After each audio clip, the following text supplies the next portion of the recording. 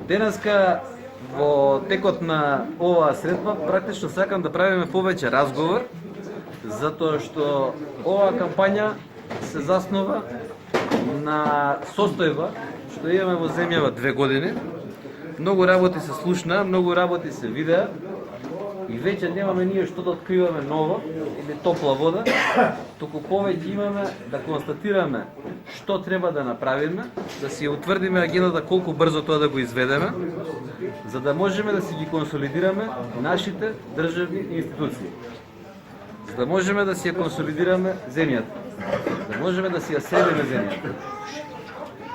Затоа што ние живееме тука и сакаме да ги остваруваме своите права тука. А правата се многу, човекови и граѓански. Прво е човековото право на живот, а едно од најсветите права е исто така и правото на собственост. Кога зборуваме за правото на собственост, зборуваме и во делот на потребата од остварување и можност од остварување профит, затоа што профитот е тој што ни овозможува ние да функционираме онака како што сакаме. Да имаме добар животен стандард, да имаме можност да инвестираме во образованието, да имаме можност да инвестираме во здравието на нашите семејства, на нашата заедница, да можеме да напредуваме, да создаваме уште повеќе профити, да го развиваме својот бизнес, да можеме да бидеме корисни и за себе, и за заедницата. Заради тоа, тука јас сега ќе прекинам за почеток и ќе ги повикам нашите кандидати. Елизабета не е кандидат од Кочани, Данчо не е кандидат носител на листа од Велес. За панеот тука верувам дека заедно ќе упатиме желба да се опорави побрзо, бидејќи имаше една посериозна незгода пред неколку дена, но верувам дека сите ние и сите овие луѓе на листата во изборната единица 3 имаат што да кажат и имаат како да помогнат и имаат една цел. Консолидирана средена Македонија, убава земја за живење, а за волја на вистината имаме многу работа да го постигнеме тоа. Сега ќе повикам малку Елизабета да се обрати, бидејќи таа е ваш сограѓанин. И знаете како е, ние немаме проблем, напротив имаме желба што повеќе жени и што повеќе успешни жени да видиме на нашите листи, затоа што таа е исто така еден од показателите како се работи со лична иницијатива, како се работи со личен труд и со сопствена желба и знаење. Предприемачите ја препознаваат либералната партија како свој заштитник, како свој политички застапник и верувам дека и Елизабета Манова ни е еден светол пример, така да кажем, како се делува во локалната заедница и во нашето општество. Елизабета, повели. Либералната партија во Кочани ќе биде во служба на граѓаните. Значи, ние не си го гледаме нашиот интерес, значи ние интересот за фотелјата, значи пред се моето лого и моето мото во политиката не е да седам на столчета, туку еве да направиме иницијатива да го подобриме животот на народ и да си средиме значи државата, да направиме на солидарна и наследена држава. Комисија. Носителот на листата ја има најтешката задача да биде прв меѓу еднаквите, ама и прв и најактивен во спроведувањето на активностите широм изборната единица. Неговата обврска е двојна. И во Велес, и во изборната единица 3. И Данчо ми е многу драго што е исто така еден од помладата генерација на партиски кандидати, кој што произлегува исто така од приватниот бизнис и кој има за цел да овозможи не за својата фирма, не за себе и за својата кариера, туку за сите предприемачи. 70% од работоспособното население работат како него. Се предприемачи, работат во фирми, собственици се на фирми, зависно кој како, создаваат капитал, создаваат дејности, угостителски, производни, услужни и така натаму.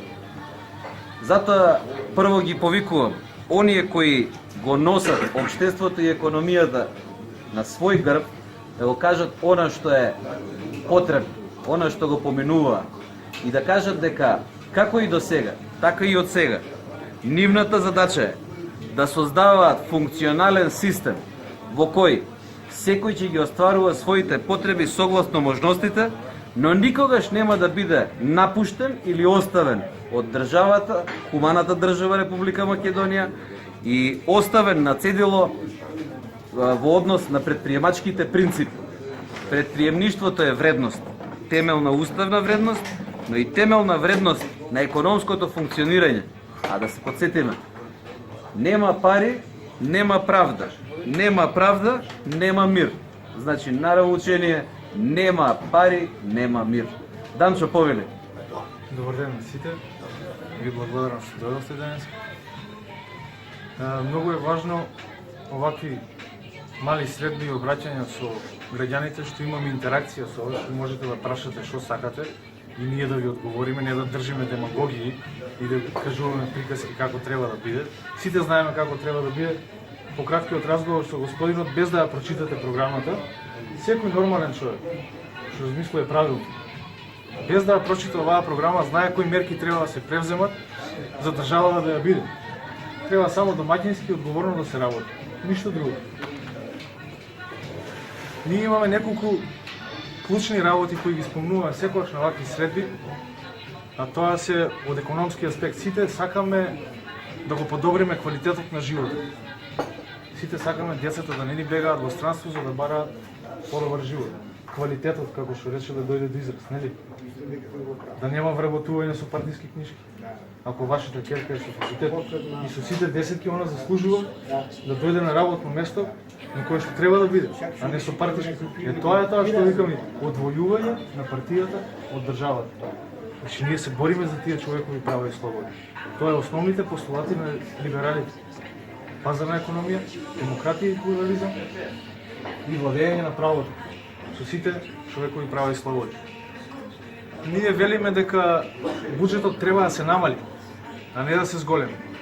Зошто е тоа така? И така треба да биде. Затоа што со оваков огромен буџет, што го планираа за 2017-18 година, од некои 3,4 милиарди, тоа се пари што треба да се соберат од сите нас. Значи, нас треба да ни соберат повеќе пари, за да има повеќе за трошење. Не, ние велиме, треба буџетот да се намали, за повеќе пари да останат кај граѓаните. Тие пари што ќе бидат во буџетот да бидат правилно распоредени, да не се фрлаат пари во субвенции на луѓе што не ни ја поселјуваат нивата, а ги зимаат парите. Пак се враќаме на партиските книжки. Тие работници што треба да ги добијат тие субвенции, вистинските производители треба да ги добијат парите. Затоа ние велиме, дајте да ги даеме субвенцииве на луѓе што произведуваат. Значи, луѓето ќе добијат субвенции по произведена количина, а не по хектари земја колку поседуваат. Тоа е многу важно. Па нормално, во овој регион е познато дека функционираат повеќе производни капацитети од текстилот, например, да земеме. Тие капацитети се зависни од струјата. Значи, струјата е фактор број 1 што ја одредува цената на производот кој треба да се пласира. Ние велиме демонополизација на Евана. Не може само Евана да биде дистрибутер на струја. Па нормално треба да го либерализираме пазарот на струја. За овие капацитети да овозможиме тој производ да добие конкурентна цена на пазарот не само во Македонија, туку и надвор.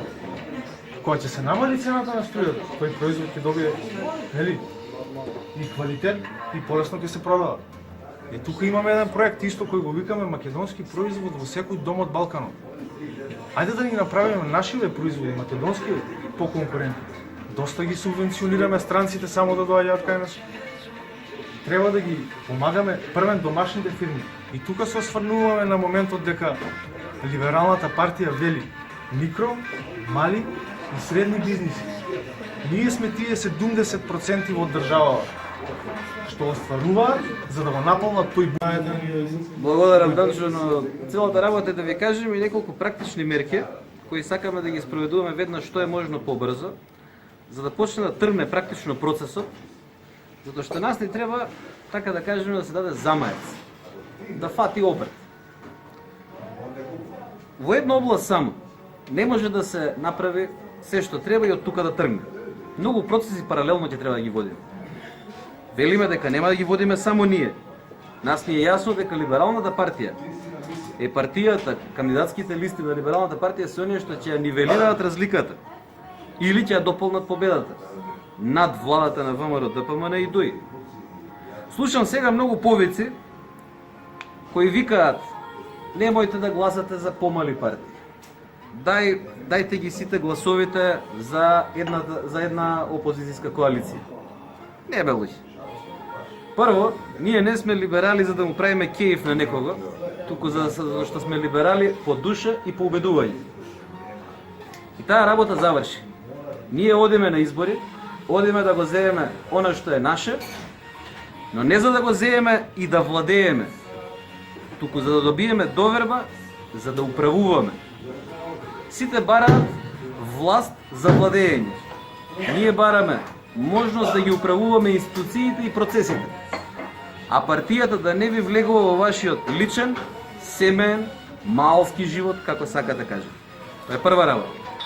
Второ, зошто само ние велиме дека знаеме со кого нема да коалицираме, а сите други на пола уста велат: абе немаме намера, абе ние немаме проблем да коалицираме дури и со некои од власта, ама да не се обвинети, да не се осудени.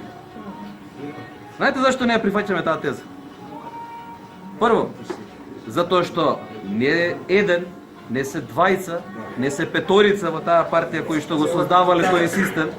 Тоа е цела вертикала. Така е, цела вертикала. Зошто да легитимираме и да оправдуваме некој кој молчал пред неправди, кој молчал пред киднапирање на цел државен систем? Зашто? Затоа што бил припадник на некоја партија. Не, сметаме дека сега е време тие малце да одморат, институциите да поработат и да утврдат кривична, материјална одговорност и слично за злоупотреба на функција, а потоа како ќе се реформираат нивна работа. Нас од тоа ни е доста. Втора, неопходните мерки за кои што зборувам се во повеќе области. Овој дел за економската либерализација е дел кој што е многу сеопфатен. Не зборуваме само за либерализација на цената на струјата, односно на пазарот на струјата. Зборуваме за нов процес што со тоа почнува. Ако се либерализира цената на струјата и ако 35% поевтина струја користат угостителските објекти, производните и така натаму, тоа значи дека има 35% повеќе можност да вработат, да зголемат плата на своите вработени. И затоа велиме, нашата задача не е да ја пропишеме минималната плата, туку како партија да бидеме дел од институциите што ќе го гарантираат социјалниот договор меѓу работниците и работодавачите, односно меѓу работодавачите и синдикатите. Зошто ние да речеме дека минималната плата треба да биде толку или волку? Тие ќе си кажат колку. Работниците имаат разбирање кога нивната фирма е во тешкотија или нивната дејност. А и работодавачите сакаат добро платени работници, бидејќи денеска, особено по масовниот екзодус на многу квалитетни кадри, и нашата работна сила во земјава е многу драгоцена. И тоа секој добар предприемач го знае. Но кога зборуваме за практични мерки, зборуваме веднаш и за мерки кои што треба да овозможат во угостителството да си функционира и да си действува како што работело и порано. Затоа велиме ќе укинеме целосната забрана за пушење и ќе создадеме во угостителски објекти и ќе создадеме услови со подолба на просторот. Кој како сака. Сака да пуши, ќе се седне на еден дел од кафаната. Не сака, ќе седи во друг каде што ќе биде како да се вика непушачки дел. Секој угостителски објект инвестира најмалку 10.000 евра заради ХЦЦП стандардите. Тие пари луѓето не може да си ги вратат назад. Па како сакате да се развива бизнисот ако државата со своји прописи и го спречува повратот на инвестицијата и профитот? Истото се однесува и на продажбата на алкохол. Што е тоа? Во 7 сат, во 7:01 минута навечер било забрането да се купи алкохол. А што? Ако сакате да се опиете у 6:59 не можете да купите се што сакате. Тоа е лажно пуританство. А ние со лажно пуританство немаме намера да се занимаваме и да им овозможуваме да градат стеги над луѓето, за да може тие да си ги бркаат своите тендери, а луѓето да си ја чукаат главата за глупави ограничувања. Но зборуваме и за мерки кои што се однесуваат директно на граѓаните. Ако сакаме развој не само на претприемништвото, туку ако сакаме и ослободување на луѓето од проблемите во кои се наоѓаат за нормално да влезат на пазарот на труд. Ќе ве потсетам на една генерација која сега е многу изложена на ништо друго освен на банкарски долгови, по основа на кредитни картички. Тоа се луѓе кои што имаат потреба нивните долгови кон банките поради камати на камати, поради извршители, да бидат ослободени, да бидат сопрени тие процеси. И ние велиме, ќе формираме државен фонд кој што ќе овозможи да се гарантираат тие средства, да се изврши репрограм на долговите. Не дека нема да се плати. Ќе се плати, затоа што нема ништо бесплатно. Но ќе се плати разумно, со репрограм, со рати и со тргање на каматите кои што се поголеми и извршителските услуги кои се, односно извршителските намети кои се поголеми од основните долгови. Тоа не може, тоа не е фер и не може да биде дозволено во нормална држава. Така е, не е 100% 500. Значи едно е државата да бара камата, едно е банката да бара камата. Ама ни банка ни држава не сме да бара лихва. Ова е веќе лихварство. Целта ни е да овозможиме банките да го поддржуваат бизнисот. Не државата да создава фондови. Банкарските пласмани се намалени во стопанството затоа што практично веќе немаме фирми со потребна кондиција. Што тоа значи? Дека мораме да ги олабавиме тие економски односи. И мора и банките да бидат во поддршка на бизнисот, а не во поддршка на државниот буџет. И затоа велиме че го намалиме државниот буџет. 500 милиони евра мора да биде помал во овие перформанси, во овој степен на бруто домашен производ, толку е можноста да се трне помалку намети за граѓаните и за бизнисот. Со 500 милиони евра меѓу луѓето да циркулираат, ќе се качи и куповната моќ, ќе се качи и економската дејност. И нема после потреба да бараме кредити толку од странство или да бараме не знам какви задолжувања во домашните банки. И банките ќе ги ослободиме од проблемот да чуваат пари кои всушност немаат пласман и да влегуваат во спиралата повторно и повторно само да купуваат државни записи. Но тоа се решенија кои што се едно со друго поврзани. Ама како може тоа решение, го споменав веќе, граѓанинот да го ослободи? Па за 28.000 семејства зборуваме, кои се овакви банкарски прањи. Ниту по собствена волја, ниту по волја на банките. Затоа велиме солидарен фонд за солидарен концепт, кој всушност ќе овозможи луѓето да си ги репрограмираат долговите, луѓето да можат да ги отплаќаат, но и да не ја губат ниту покупнината, ниту становите што ги имаат земјата. Мораме да ги пуштиме процесите малку да олабава.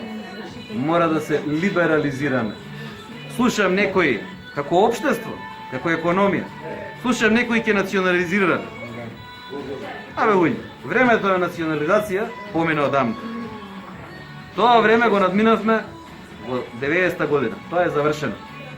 И кажувам, таа 90, 89, 91, 92, сетете се што значеше тој период, кога се генерира и убави средства, кога почна, така да кажеме, капитализмот, но и кој го донесе законот за транзиција, односно законот за трансформација на фирмите со државен и општествен капитал.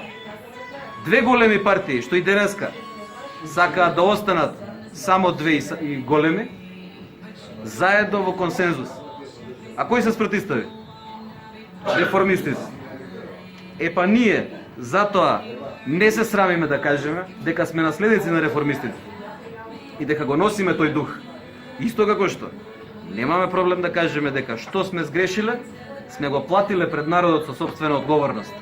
И од одговорноста никогаш нема да бегаме. Затоа можеме денеска да се сретнеме вак, непосредно да разговараме со луѓе. Немате овде обезбедувања, немате овде тепачи околу. Нас ни е за цел да бидеме излезени од граѓаните, произлезени како такви со граѓаните. Затоа што секој од нас е граѓанин и кој ќе си оди дома и овде сега кога седиме, не сме ние ништо по-посебно, по-повластено или не знам, по-големо од секој од вас присутен овде. И затоа не се качуваме на бина да зборуваме од озгоре и да ве гледаме, да ви праќаме пораки на кои нема фидбек назад. Не ве товараме во автобуси затоа што вие сте граѓани, вие сте луѓе, вие сте индивидуи. Не сте потрошна роба. И заради ова, нашата поддршка станува се поголема, па денес веќе не можат да не заобиколат и оние кои порано не сакаат да не стават ниту на рейтинг листи. Да ви напоменам веднаш, ќе се обидат овој процес да го сопрат, затоа што претходно земале обврска. Може да пробаат, нивно е да пробаат, наше да им покажеме дека сгрешили. Но како и да е, кога ќе излеземе надвор, ќе бидеме со крената глава, затоа што луѓето, вие присутните овде, вашите пријатели, вашиот круг на комуникација е созрен. И никогаш да не забораваме дека оваа можност сега е неповторлива. Оваа кампања веќе не ја води динамиката на големите партии. Ако забележувате, тие се обидоа да зборуваат за теми кои воопшто не беа дел од овие избори. Тие зборуваа за федерализација, за јазици, за уставни промени. Ве лажат. Ако не кажав доволно јасно, ве лажат.